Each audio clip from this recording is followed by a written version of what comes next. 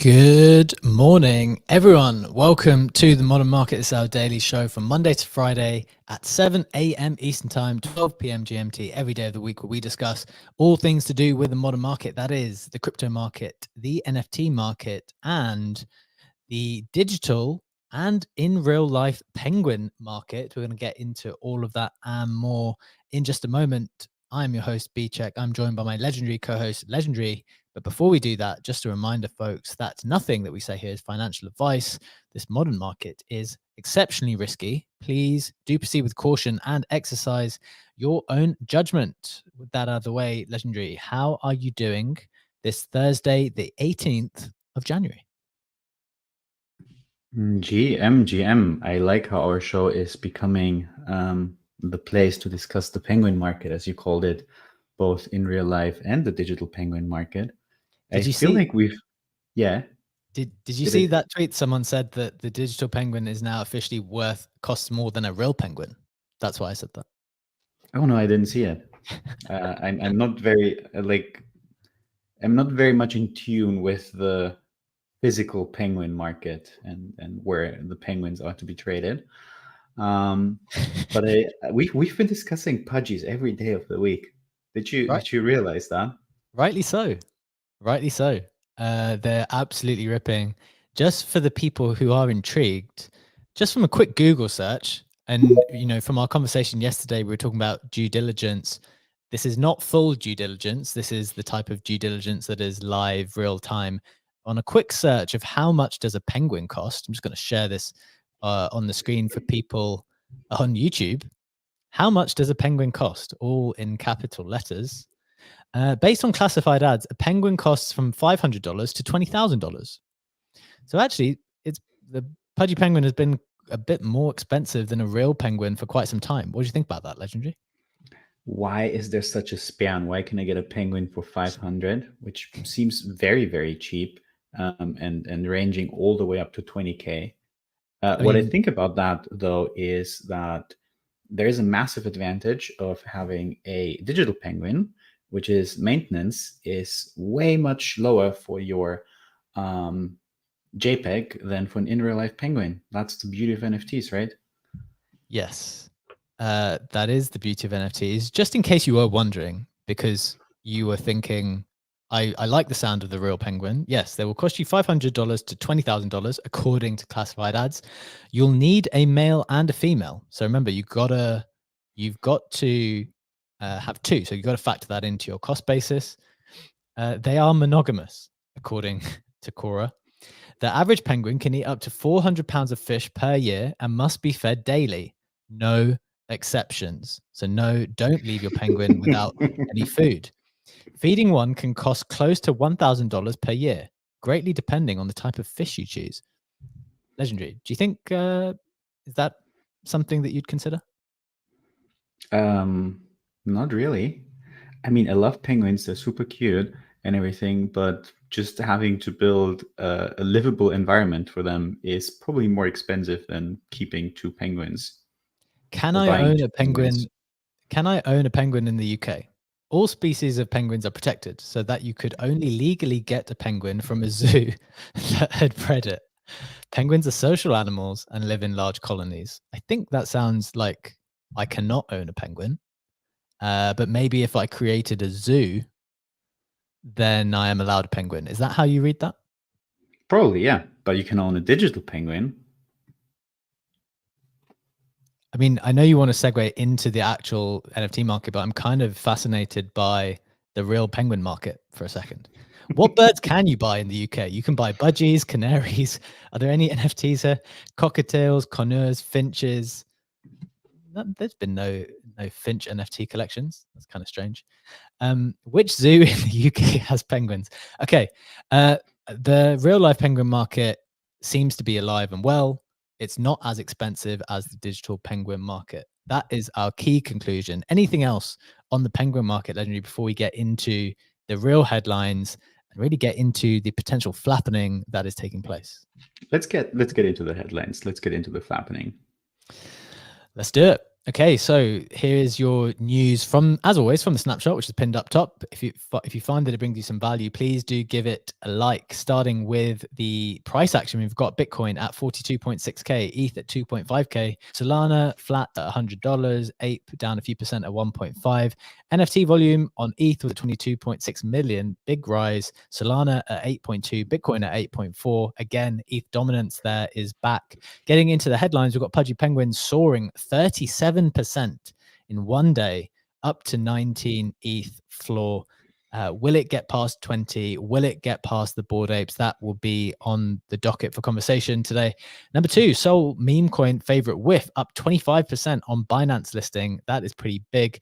And finally, Franklin Templeton, the big traditional institution, crypto intern tweets various tweets. They kind of did an intern takeover of the main account and was tweeting all kinds of very crypto native stuff.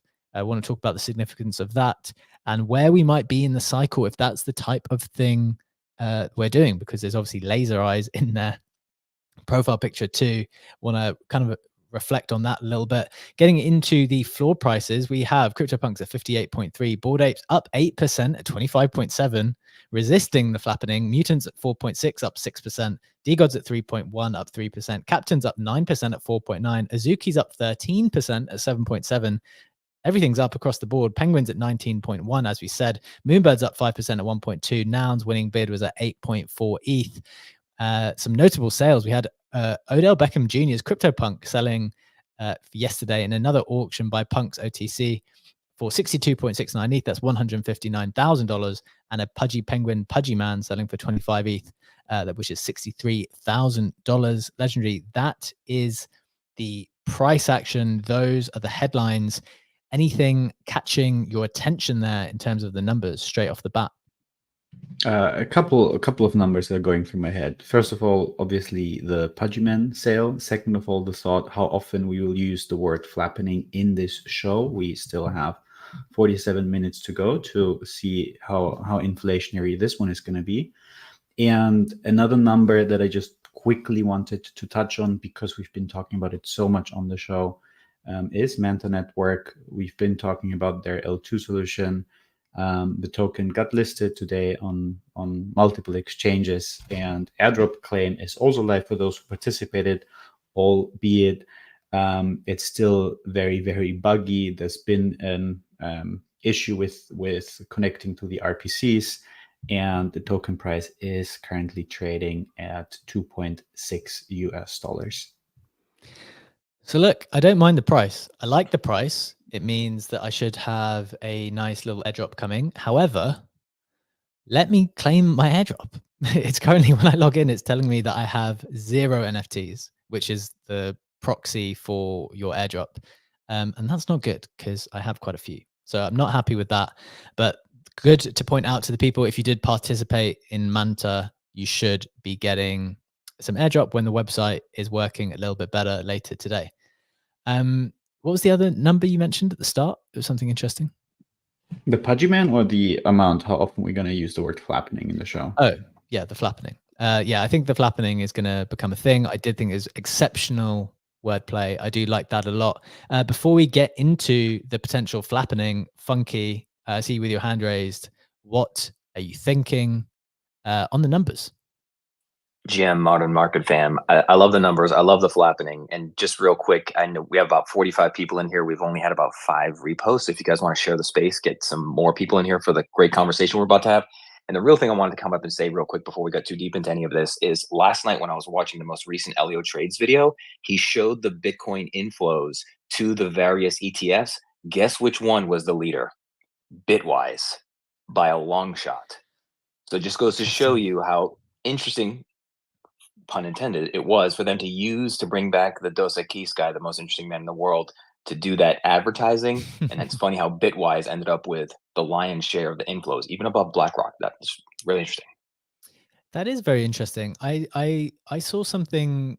I've been reading a little bit more. Not that I was seeking it out, but this Bitwise team has kind of come across my radar a little bit more recently, where I've been learning a little bit more about the team. My understanding is they're like a bit more hyper crypto native compared with all these other big traditional institutions, and they've done a lot of one-to-one work with a lot of LPs to try to educate them and get them on board and help them understand what's going on. And because they're so specific to crypto, they're able to provide a kind of more niche service to people where their clients don't have a bunch of other money with them, so they're able to dedicate more of their time to crypto. Funky, do you think that's a reasonable summary for why the inflows into Bitwise might be higher than others? That makes a lot of sense. I mean, if they have LPs, especially who are old school Bitcoiners, who may be actually providing some of that. But yeah, I mean, I think it does, but it just, they knew how to tap into the culture more than anything else, especially those people who are on the fence. And in the same video, Elio showed a clip of the iBit one, and it's hilariously boomerish. Like, it starts off where it's just a total boomer video. So I think hats off to Bitwise for their advertising campaign alone. Well, yeah, there's clearly something going on where some of these traditional institutions are kind of letting go of the reins, wanting to hand over to these interns and get a part of the culture a little bit more in crypto. Legendary would love to hear your thoughts on that. And then after, we've got Sam with us too, NFT Stats. Would love to hear your thoughts on, now that we've had a bit of time away from the inflows into Bitcoin and the ETF stuff, any thoughts on where we are with that? Legendary first. Yeah, it's quite interesting if you think about the volume that the ETFs have been doing compared to, say, all of the new listings last year, and already like the top BTC ETF did up to now more than the completely new class of 2023 in terms of new ETF listings over the entire year. So obviously it shows you the amount of interest and demand, but it also shows you the amount of competition that is going on between essentially the very same product, right? If you buy a spot BTC ETF, which will be around that 20 base point, 25 base point cost mark, it doesn't really make a big difference. And it's interesting to see how now you have marketing strategies, marketing campaigns around that, which is a bit unusual, I would argue, because if you look at some of the other very popular ETFs, look at something like an MSCI World, where you obviously have the MSCI World Index, you have and the index by Vanguard that's very similar. That I'm currently lacking the name, and they are essentially almost the same product, and both of them are driving billions and billions of dollars into all of the various ETFs, but you don't have advertising going on in that sector. So it's quite interesting to see that specific combination happening around the BTC ETFs. Yeah, you're right. That is interesting. It's certainly a very mainstream way to try to push the narrative forward. Sam, welcome to the stage. Just before we get into all the Pudgies stuff, which I know you're going to have a bunch of thoughts on, any reflections on the kind of Bitcoin ETF inflows into Bitwise more than the rest? And just now that we've had a bit of time to reflect on it. Yeah, I haven't looked a ton at the ETF data, but look, I think the story around the ETF was always that over time, it's going to be easier for people to get access to Bitcoin. I don't think this was a thing where suddenly all of our grandparents are going to buy Bitcoin at once now that there's an ETF. But I think that over time, it's going to be easier for people to get access. And so as people said, like the buy the rumor, sell the news, I think the GBTC thing did release a fair bit of supply, and and now everyone's waiting what's next. It's not surprising to me. I certainly thought that we were going to get a rally after like it actually became an ETF. I thought we would, but we didn't. But I think this is just something that just kind of I think is a positive over time, and right now is just the repositioning after something that people have been talking about for 4 months as a positive catalyst. And as much as buy the rumor, sell the news is something that I think people are getting annoyed with on the timeline, I think we just have another piece of evidence that that's what happened here. I certainly was intrigued by the Franklin Templeton thing. I mean, there were a couple things on the Franklin Templeton Twitter that jumped out at me. One is that they only have 120,000 followers. Not that that's a small number, but like maybe this isn't an account that like it's not like Gucci where their entire brand is kind of where social media is so core. I mean, Franklin Templeton is a huge asset manager. I don't think that they have an ETF themselves though. Like that was what I could be wrong, but I don't like Franklin Templeton always struck me as like a long only kind of like asset manager as opposed to an ETF provider. But maybe I'm wrong about that. But yeah, I mean, they clearly hired someone among us to start tweeting for them. You know, that those were not tweets that you can study from the outside. That they found an insider and had that person do those tweets. But that was pretty funny. Yeah, no, that one was pretty intriguing. Like Van Eck, you know, the other one that was tweeting about, it was cool that they tweeted about JPEGs, but that's an ETF provider. Whereas Franklin, I was like, this is a bit of a different institution, so I was a little bit surprised. But again, then you see they only have 110,000 followers. It's probably not their core vehicle for communicating with their audience, but still, I mean, that was definitely surprising from an organization like that. Yeah, that is really interesting. We're going to dive into that a little bit more, Sam, because we'll do it after the Penguin stuff, because there's actually various tweets there where they say, again, they've obviously handed the reins off to someone else, but they've said like, oh yeah, we will be supporting like various L1s outside of Bitcoin, ETH, and Sol. And it's just very interesting to hear them say that, like, because they said we are continuing to support, monitor, and develop on these networks. And it's like, okay, I wonder what that actually means, because there was some interesting kind of admissions in some of those tweets. And I don't think you can necessarily, like, from an account that big, I don't think you could say those type of factual things without there being some evidence behind it. So we will dive into that a little bit later. But let's get to the Penguins, Legendary. The Penguins are up. As you can see, I'm just going to get the screen up for people on YouTube. Penguins went from gosh, what did they go from yesterday? We literally said on the show yesterday, maybe controversially, maybe not controversially, that yesterday they were at 16 when we were talking on the show. Okay, they were at 16 yesterday. We've got them up here.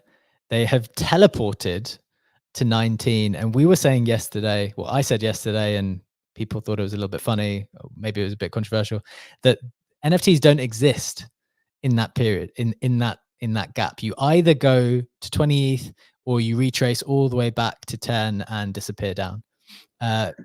Captain from Coffee with Captain in the audience gave us the correct comment, which I maybe missed on the show, but he pointed out that Azuki did like fit into that bracket for a period of time when they'd run up to 17 ETH. They sat in that gap for quite a long time, and then obviously kind of spiral downwards with the elementals drop. But in general, I think this is probably fair. Would love to hear your thoughts. Also want to hear Sam's thoughts on this too, and anyone else. But like, it feels like that gap between 10 and 20 doesn't really, it doesn't hold a collection in there for much longer. You either get out of it from the top side or you get out of it from the bottom. Penguins have teleported to 19 now. What do you think about this move, Legendary? Where do you think it's going next? You know, I thought about your thesis yesterday quite a bit, because it seemed such an arbitrary number to pick. But if you think about it more, we had the top collections, captains, D-gods, etc., in that 4 to 5 ETH range for a very long time in the bear market.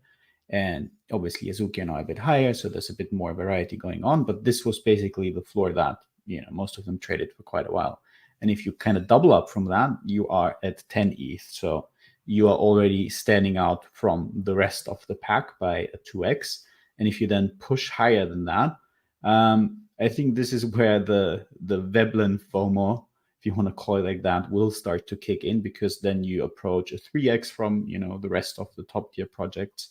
And I think just also because that gap between 10 and 20, or that range, not that gap between 10 and 20, is so empty because there's no other projects in there, that your theory kind of makes sense, because we are also number driven. Like, we love to assign meaning to arbitrary numbers, and 10 seems to be a magical barrier, and 20 seems to be the next magical barrier. Although at the end of the day, it's just, you know, 19 is not any worse than 20 for the floor price.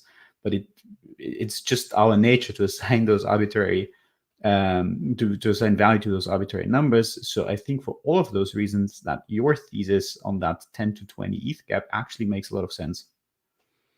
So what do you think happens here? Do you think we cool off? Do you think it retrace? And again, obviously it's not financial advice, but just like, what's your sense? Do you think we stay Well, now at my 22? thesis yesterday was if we get closer to the Bored Ape floor, there's going to be enough capital and interest in that community to push Pudgies to a point where where the flattening, to add another count of the word, will happen. Doesn't matter for how long, as we established yesterday, but I think we're getting close to that range where we could see a massive push towards flipping and flattening the Bored Apes.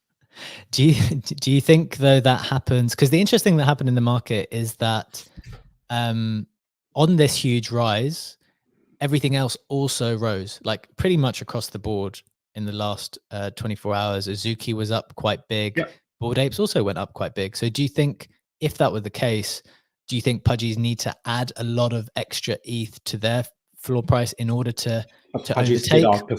outperform the rest of the market. Yes, a lot of other NFT collections have been up, but the 34%, compare that to 6% that the Azuki's up, 1.7% that Apes up, 4% that Digo's up. So they're already running way faster than the rest of the market.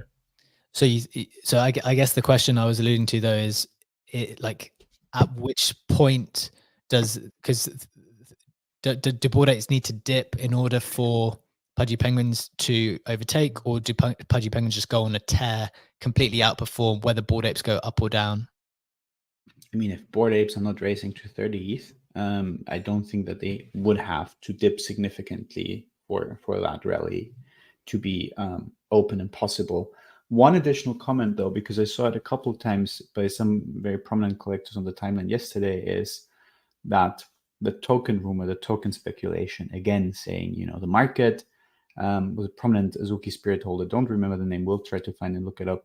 The market runs on asymmetric information. Beautiful way to, call out our insider trading. And there's people, that was the claim in that post, who already know that a token is coming and they are acting on that information before that information is public. Sentiment under that post that obviously got quite a lot of attention, where a lot of holders, Pudgy holders, saying, nope, there is no token. Nobody has any clue or any idea about the token coming. So that's simply not true. In this case, there are other reasons why the floor price is moving. I'll try to find the post in a second. Interesting. Yes, I think there's some valid points there. I wanted to share NFT Stats' tweet on screen for the people on YouTube. I'll just read it out and then let him speak to it and to his other reflections on this kind of violent price action to the upside. Sam shared that over the past 4 days, 82% of Pudgy sales have been buyers picking the NFT they want, as opposed to a seller dumping into a bid. That's the highest ratio that it has been in the past year. Averages around 30% buyer picks and 6% sellers dumping into bids. So that's a real big reversal to indicate clear buying demand, as opposed to stagnant selling. Sam, would love to hear your thoughts on that statistic, but also just more generally this move up and any potential flattening. I think your 10 to 20 thing is nonsensical. Just kidding. My guess is that there is zero data to back that up. I think we've just had very few projects that have gotten above 20, and most things when they get above 10 kind of struggle. But to Captain's point, like Azuki was in that 10 to 20 range for a very long time. Mutant Ape Yacht Club was in the 10 to 20 range for a very long time. Like this is, like, it reminds me of when people say, well, and ETH is up, so NFTs are down, when there's just zero evidence to back that that's actually a historical trend. So that would be my guess, although I appreciate a good narrative, and you could be right as well. But Azuki really hovered in that 10 to 20. It's funny when Captain said that, or when you said that with Captain, because that was something that's the first thing that came to mind, was for literally 6 months, all the way up until the elementals, Azuki was hovering in a 13 to 17 ETH range, and it could have stayed there for a lot longer if it weren't for the catalyst that sent things lower. My take on the Pudgies, I don't know much, but I think that there is a very, it is one thing when you have an account like mine that's reporting data and stats and charts and non-charts and non-data, whatever. you get people come at me a lot, and you can, and all communities kind of are the same in some level, is that like they have like these core group of people who like are so committed to their NFTs. And I've had everyone come at me, from Doodles to Zuki, but now Pudgy comes at me, and and it'll be as simple as me mentioning that there's a token coming, which there obviously is. I don't think you get a rally like this without that. But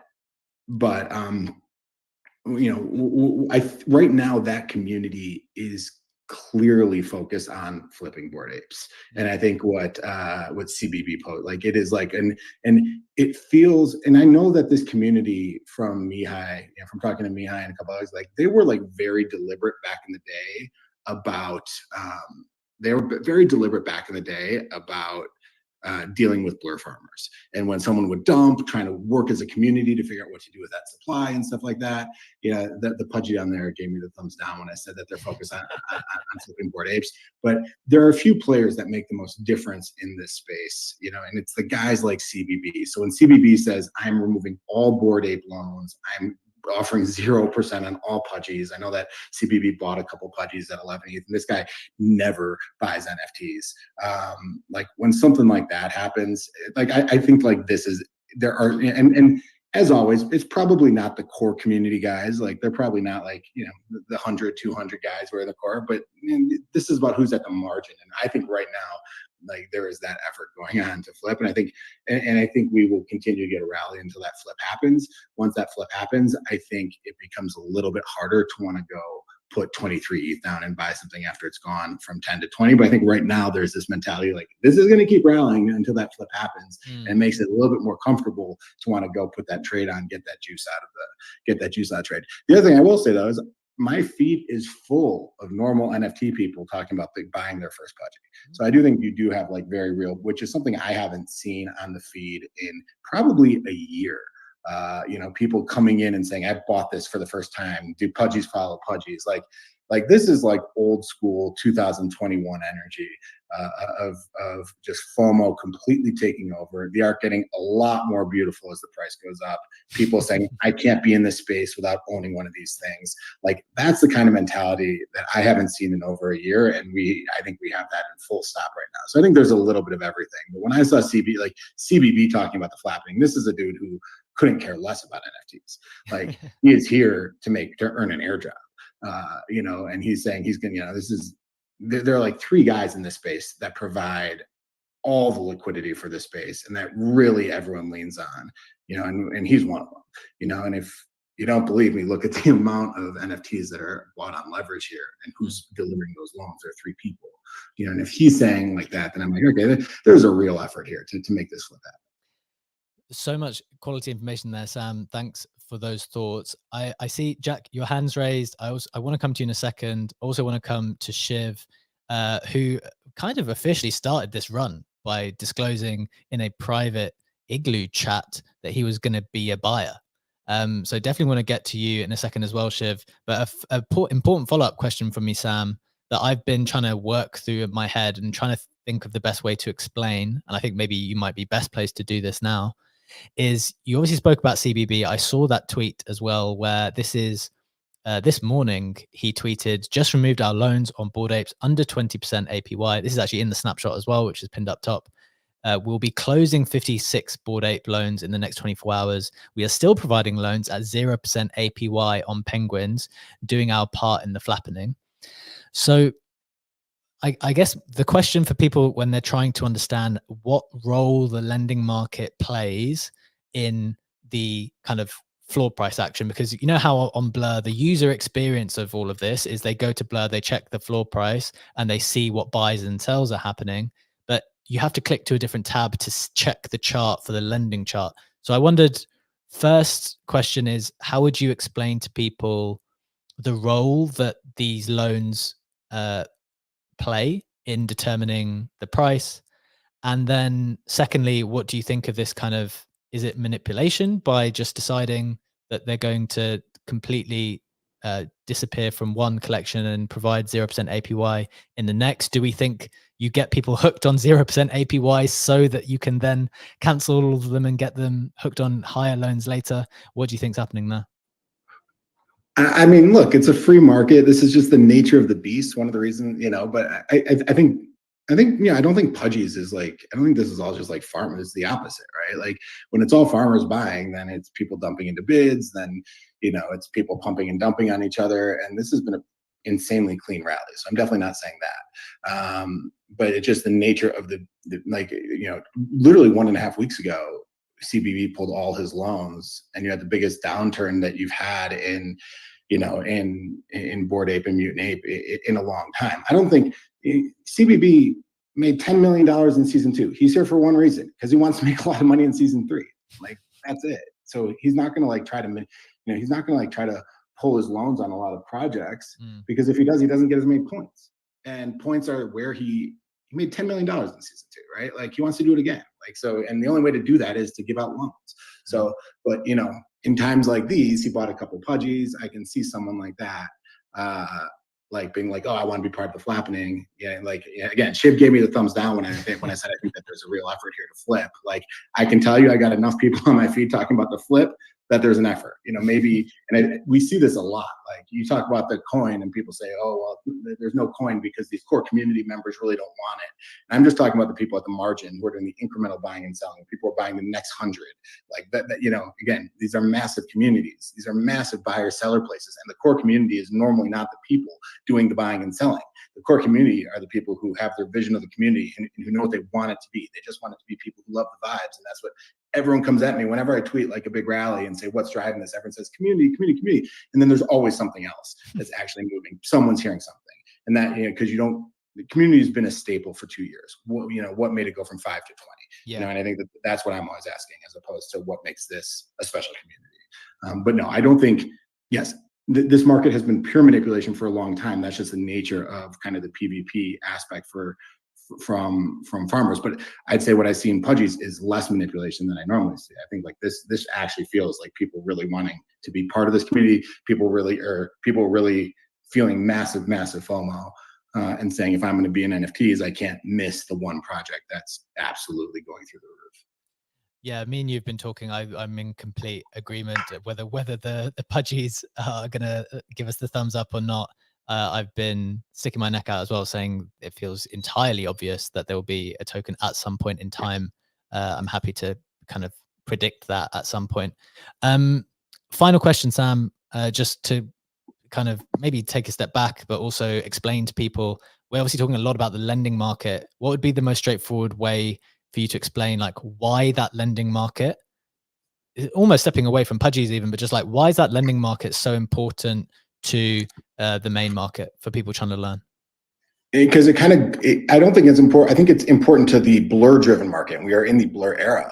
And if you look at the number of people who own 50 Mutant Apes, but they're all on loans, if CBB pulls away and says, I'm not lending anymore, those guys maybe originally got those loans at 0% interest. Suddenly they're paying 30 to 40% interest, and it becomes harder to carry that position over time. If you look at it, like in the case of Mutant Apes, there are 680 Mutant Apes currently on loan. Now that's only 3.4% of all Mutant Apes. But is that right? 3.4? Yeah, okay, I think that's right. But it's a high percent of the number of apes that actually trade. Okay, so most supply in most of these projects is just sitting on wallets. If you look at Pudgies right now, it's 490 that are currently on, or 460 that are currently on loan. That's a little bit more than 5% of the overall project. But if you look at the number of Pudgies that have traded in the past 4 weeks, it is a high percent. So the amount, again, the total supply basically doesn't matter, because the vast majority of NFTs, 85% of punks didn't trade once in 2023. Sure. But most of these NFTs are just sitting in people's wallets and don't matter. But the ones that are moving at the margin, most of those are on leverage. So if the people who are holding them have to pay a lot of money just to make it to the next day, it becomes more likely that they're going to want to sell. So I think that's why it's so important. And the airdrop farming community spends a lot of time taking out loans. In the airdrop farming community, the big whales, it may be excluding Pudgies recently, but if you look at Bored Apes, if you look at Mutant Apes, I put a chart out yesterday looking at this, something like 700 Mutant Apes, their most recent trade was someone dumping into a bid, and I always assume if someone's buying via bid, that tends, unless you're buying it for a token, that tends not to be a long-term holder, because long-term holders, generally speaking, want to pick which one they want. I just want to take the worst one, or whoever dumps into you. Like that's normally someone who's just trading kind of like price movement, unless it's like Dingling sweeping 50, Azuki's back in the day. Like normally someone getting dumped into on a bid, the reason you generally do that is for farming purposes or for a quick trade. Not always, but I have a lot of data that shows that if someone gets dumped into a bid on Blur, like the average holding period is something like 1% of the average holding period of someone who picks an NFT they want in OpenSea, something like 20 to 30% of what someone who picks the NFT they want, even on Blur. Yeah. So I don't know. I think the number of stuff on loan, again, not a huge percent of supply, but a very big percent of the number of NFTs that are actually trading, and those are the ones that make the prices. Got it. That is a super helpful explanation. Thank you so much for that, Sam. I've also been speaking a lot about the importance of checking the loan charts to people, but I think it's helpful to hear from someone else on that as well. Really the other thing I'd say, though, just to throw in, is because these farmers don't leave, like they've made so much money. Like the group that's made the most in the ETH ecosystem is airdrop farmers. Like it's been an incredible strategy. Pac-Man's very good at one thing. Like he is very good at delivering value to the people who farm his projects. And I think a lot of times, like the community like says, look at all these loans, this is crazy. But at the end of the day, the farmers don't leave. And as long as the farmers don't leave, the status. So CBB famously came out and tweeted, I'm done lending on Mutant Apes and Bored Apes. And it was all silent and everyone retweeted it. 2 days later, he was back doing it. No tweet, no announcement. He was just back doing it because he wanted those points again. Like his idea of, like, he's not out there. He doesn't make money if Hanwei loses money. He makes money if he gets points. So at the end of the day, I think as long as this season's going on, like we can tweet about all the leverage and stuff, but they come back, because at the end of the day, they're not really rewarded for other people failing. They're rewarded for providing. Yeah, very, very interesting. And that's kind of what I was thinking, in the sense that, they can say they're going to go away, get the market spooked a little bit, and then come back in later, save the day. And when they save the day at 0%, then everyone's hooked on them again. And then that means they can cancel it all again and then just move the rates up as well. So I think, but as you say, they're probably prioritizing points over interest rates. So that might be. They're also hooked on each other too. Like once points are gone, I don't think you're going to see as much people buying 60 Mutant Apes on leverage. I think that's a strategy so that people can pump and dump based on, as well as earn points and then earn more points and then earn more points, because you need ETH to earn bid points. So I think both sides of the equation are kind of points driven. Very, very interesting stuff. Very, very insightful there on the lending market and how it affects all the other price action. Let's keep it moving. Obviously, still staying with the Penguins for now. Legendary, just wanted to check in with you. Any reflections on that? Then we're going to go to Jack and then Shiv. Yeah, very, very valuable contribution from you, Sam. I think that most importantly, it is an addiction. It is addictive to farm those points, and as long as it pays off, you will have exactly those top farmers who will do that. And Pac-Man has definitely been excellent at designing those financialized incentives. And I'm curious how this will play out in the future, connecting it to yesterday's discussion that we had on Blast. And the Blast competition, where there's going to be so many other protocols and platforms to be farmed on there. If some of that Blur lending capital will move into Blast, if that token farming opportunity suddenly seems more lucrative than doing than putting your money to work on Blend and on the lending market. I like that thought, and I would actually love that to happen, because then I can step in as a normal lender against NFTs. I like lending against NFTs, especially with the value of ETH going up. If you can get like a 30 to 40% APR loan, APY, or whichever one it is, on one of these like top NFTs, like you're doing really, really well. Like if you can do that with some size, because everyone else's capital is kind of flown somewhere else, it's a nice little return that you can do if you get a nice LTV. So I would love that to happen personally. Jack, your hand's raised first. Would love to hear your thoughts on this Pudgy Penguins flappening. Yeah, thanks, B-Check. Just one thing. We don't use the word flown anymore in this space. Like, these are flightless birds, and therefore we just need to think of better terminology when we talk about projects fly into the sky. Look, I think my mindset on this, as like literally, I hold one little pudgy. That's it. So I count myself basically out of this sort of race. But I I'm still looking at like, call me crazy, but I'm still looking at 2021, and I'm still thinking we're very, very early in all of this. So like, look, Bitcoin always sees all like higher highs. NFTs, we've had one bull run. Where does this end up? I'm also really curious as to why little pudgies go at like a tenth of the price when like most secondary collections are on a fifth of a price. So I'd love to hear that. Like, anyone got any take on that side of things? But in general, yeah, look, I'm looking at this market. I'm looking at it as like early signs of a bull market, and I'm looking at projects and how they fared in the last run. And secondary collections were at 100k. Like, the top collection, if you look at Bored Apes, was at like 500,000.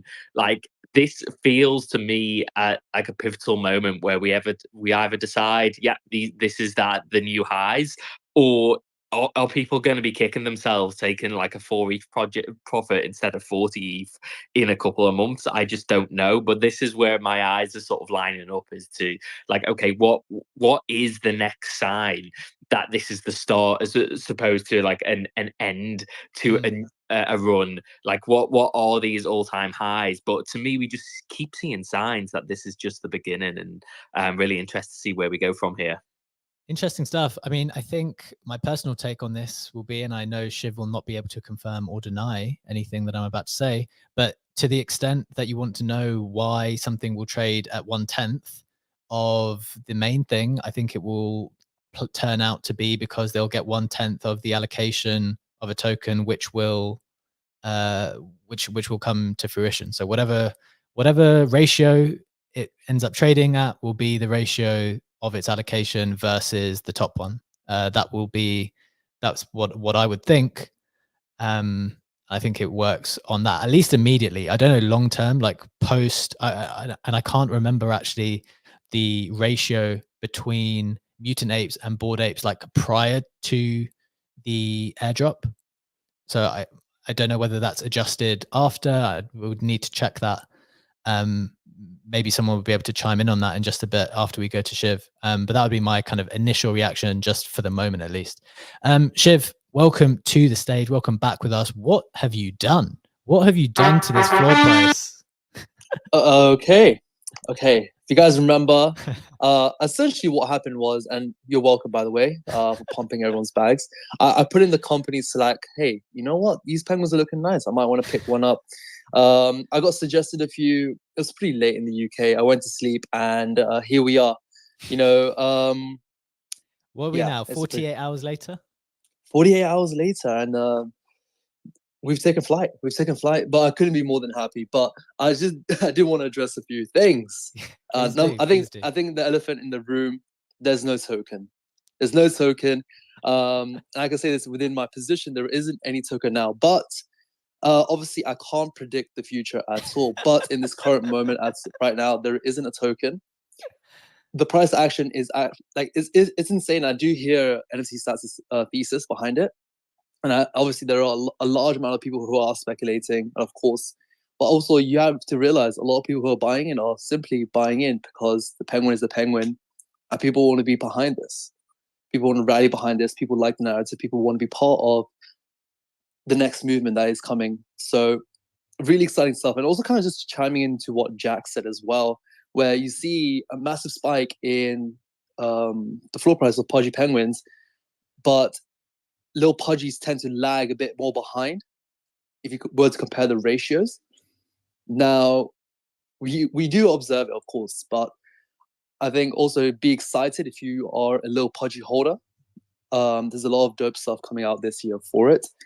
So, not saying that's going to obviously correlate to price action, and I wouldn't allude to it as well, but as there is some stuff coming for the little pudgy holders. I think the main thing is a lot of people are kind of trying to differentiate what is perhaps the use case between the two. But I do like to bring it back to, it's just the penguin at the end of the day. If you enjoy being part of this, if you enjoy the penguin and doing cool stuff with it, that's the main value proposition, right?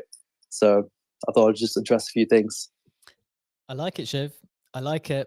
I agree with you in some sense, and I do think that they have managed to build a brand and a community where, look, whether there is a token or not, we may disagree, at least for the moment, on the veracity of that.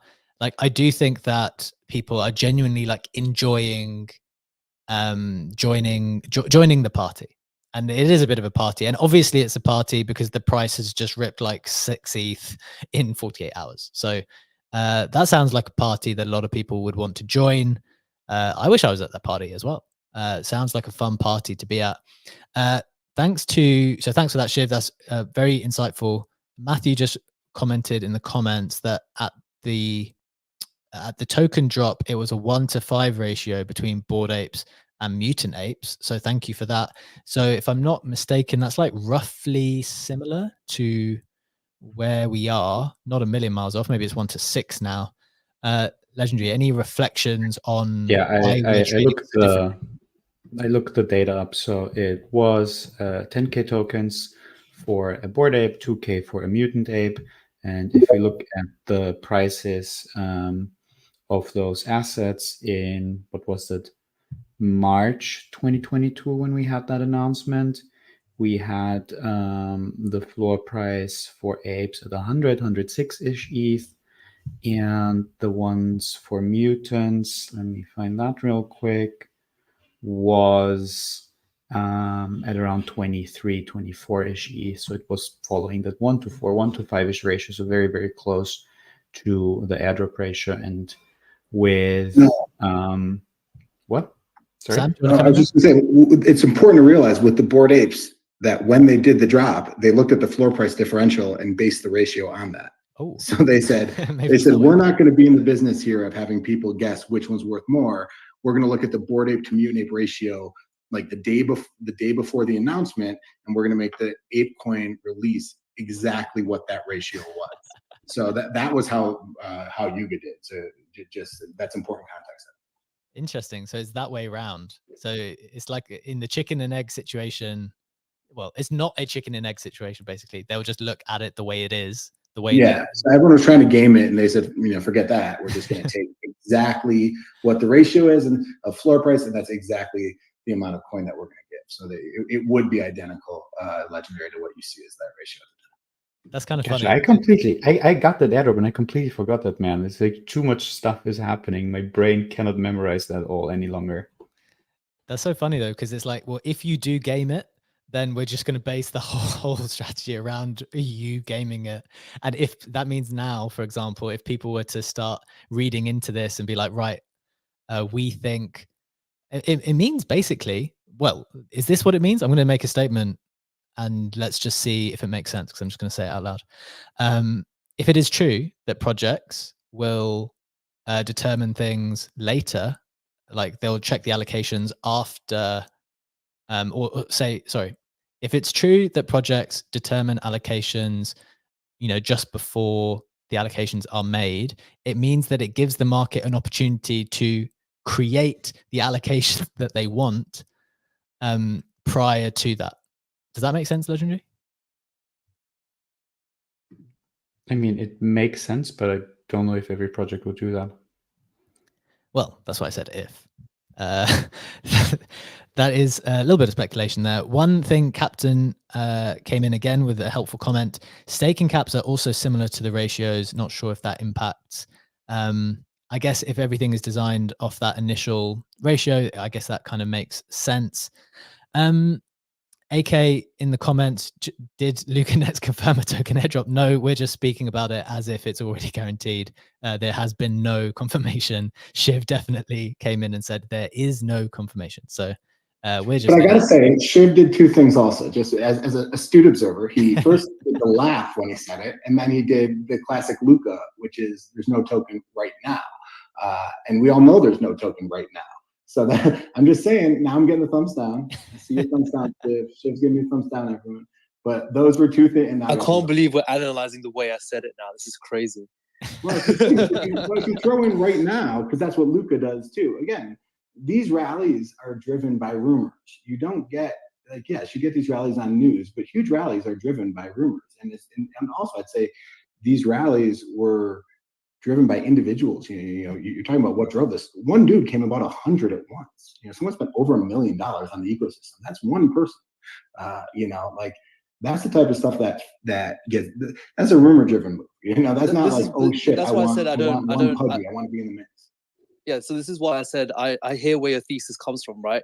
I mean, if you think about almost every other, I don't like to use the word blue chip, but all these other NFTs, people rally behind it because, like, there's a token coming, there's a big speculative announcement coming, or something's rallying behind it, and you're going to see that happen with a ton of different projects.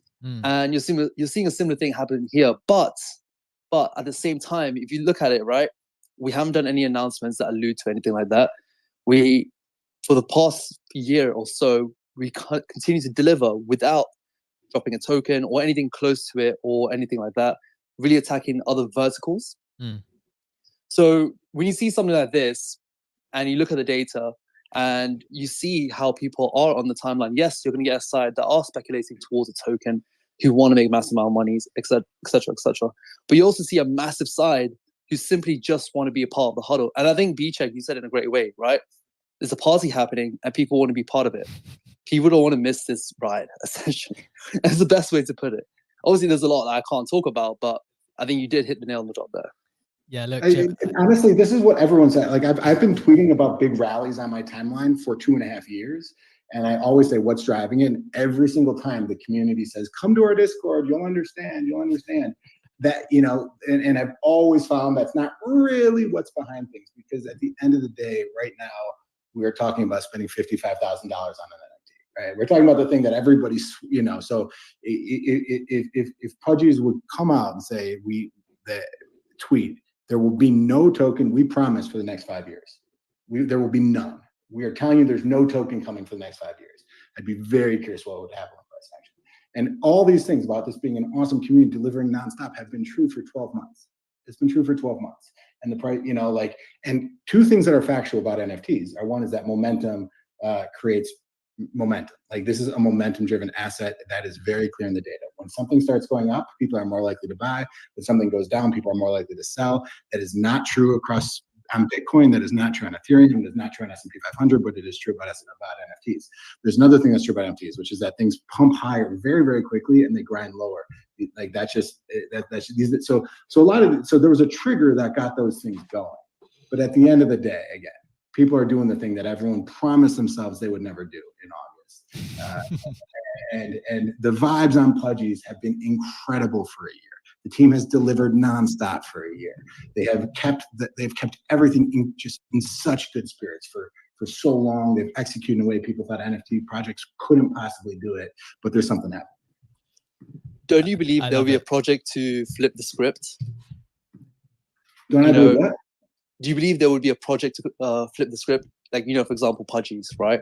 But you know how you've seen these massive rallies because you're talking about token or whatever it is. And we've seen it in the past, you know, history, how it's played out, right? But don't you believe there are going to be projects that flip the script where you'll see insane rallies without there needing a token or anything like that, or any news close to it? I think there's not really, to be honest. I've had enough people say they were flipping the script. I don't think so. I like it. I think it's a healthy discussion to have. I like to hear both sides. Shiv, you mentioned that we're going to analyze the way you say things. We're doing an emoji analysis in real time as well. So don't think we haven't watched those emojis, those laughing faces, the crying faces. We're watching all of them at the same time, especially when you go manic, just like that. But the way people say things is very important, because there was a ton of speculation about a token in Miami. Sure. And Luca got on video. He said, "There's no token here. Yeah. There's no token now." Like, he had a very easy chance to say, like, we're not doing a token. We think it downgrades our brand. We think it's not what we want to be. Like, we don't want to be a token-driven project. We think it cheapens a brand. It cheapens the long-term outlook. It's a short-term liquidity play, and that's not us. But he didn't say that. He said, "There's no token now. There's no token here." You know, which keeps that optionality open. So when you said the same thing, there's no token today, there's no token soon, there's no token announced. That is important because there are other ways you can phrase that if you really want to get rid of the speculation that it will ever happen. There's no token, period. Shiv, the leader of all Pudgy Penguins, new CEO, has made the announcement. Look, guys, we are drawing to the close of the show. There were obviously 2 other headlines which we wanted to discuss. We haven't had the time to do that. And all kinds of other news that happened in the last 24 hours. I'm not going to read it out to you, but as always, it's pinned up top in the snapshot. If you want to read some more, please do that. It's been a fantastic discussion. Legendary, just want to come to you before we close out completely. Any reflection on this back and forth, the token, no token, the flippening, the flappening, any final thoughts? That's a thing. Very, very much agree with Stats that it's super important how we phrase things. And I also understand it from the perspective of the Pudgies that they don't want to say there's not going to be a token within the next 5 years or whatever, that they're not going to have a definite answer like that, because you want to keep the optionality open, independent from the fact if you have a token planned concretely right now and you're thinking whether or when you're going to release it, or if it's something you're still thinking about. You don't want to put yourself in a position where you set something that's not going to happen within the next 3 to 4 years, and then you realize within, I don't know, 9 months that it might be the best thing to do and it makes sense from whatever perspective, and then you basically would have to break your word in order to make it. So it's very much understandable that you use that optional language, and I think part of that obviously is, as Stats pointed out multiple times, that this contributes to also driving speculation on the fact that there might be a token in the future at some point. Look, very diplomatic answer. I like the understanding for both sides. I'm on the side of token. That is my opinion. This has been a wonderful show. Thank you so much for everyone for tuning in. Thank you so much for the excellent debate today. Like a bit of debate going on. Thank you so much to Sam for joining as always. Thank you, Shiv. Great contributions. Thank you, Jack and Funky too. Really appreciate all the conversation. Thank you to everyone who's listened in. Remember, we do this live every single day on X and on YouTube. Have a wonderful day. We will see you tomorrow. Bye-bye.